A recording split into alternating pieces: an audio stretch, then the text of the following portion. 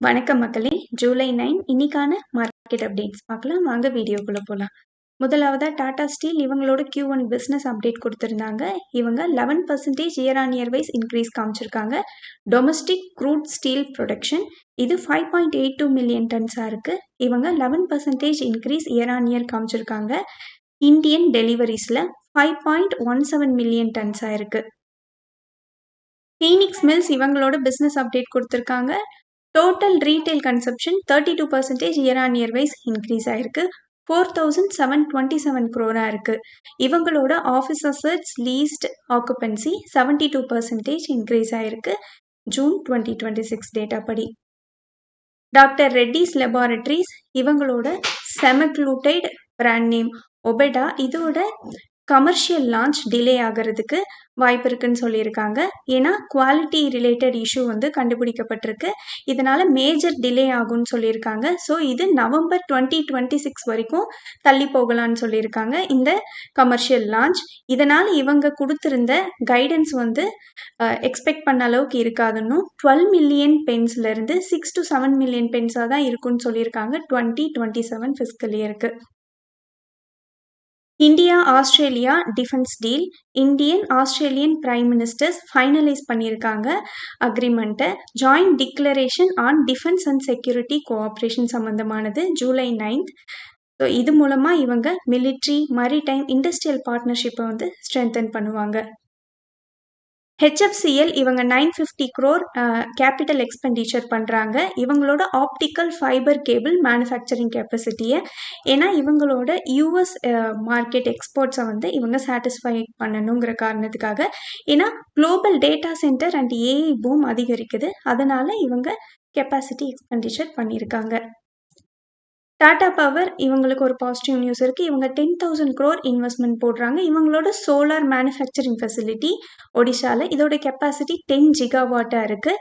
Ingot and wafer மேனுஃபேக்சரிங்காக 5 gigawatt solar cell ப்ரொடக்ஷனுக்காகவும் இதில் ப்ரொடியூஸ் ஆகிற ரா மெட்டீரியல்ஸை வச்சு இவங்களோட எக்ஸிஸ்டிங் 4.3 ஜிகாவாட் சோலார் மாடியூல் தமிழ்நாட்டில் இருக்குது. அதுக்கு இவங்க ரா மெட்டீரியல்ஸை ப்ரொவைட் பண்ணுவாங்க.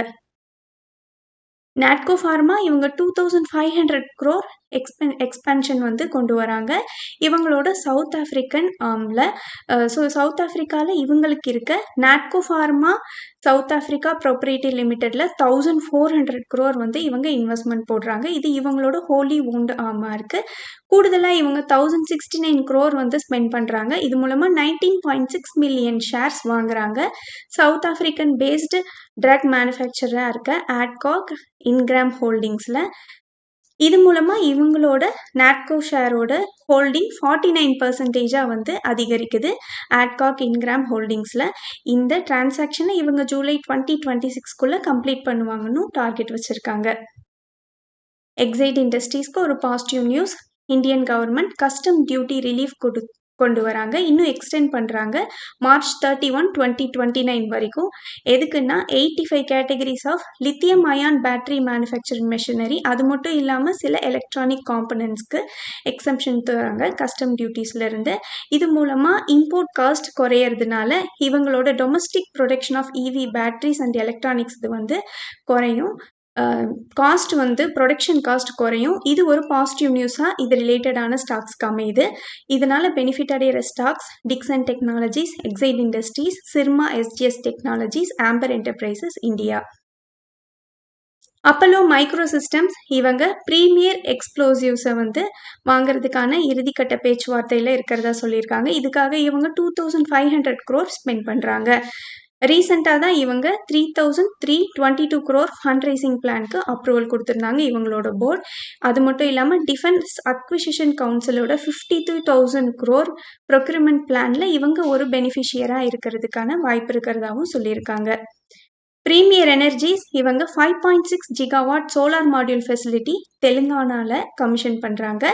ஸோ இதோட டோட்டல் மேனுஃபேக்சரிங் கெப்பாசிட்டி இது கூட சேர்ந்து இவங்களுக்கு 11.1 ஜிகாவாட்டாக இருக்குது.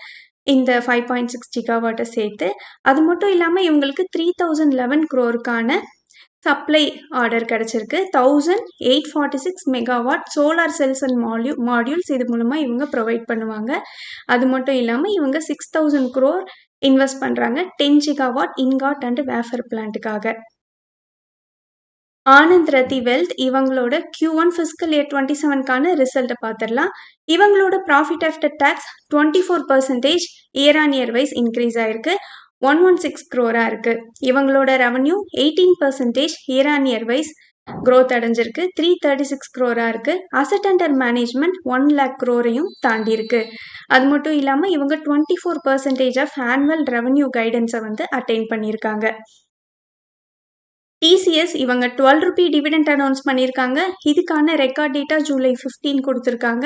இவங்களோட ரெவன்யூ 72,275 crore இருக்கு.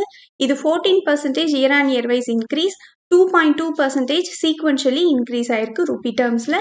Constant currency growth 0.4% sequentially increase ஆயிருக்கு. நெட் ப்ராஃபிட் 13,349 crore இருக்கு.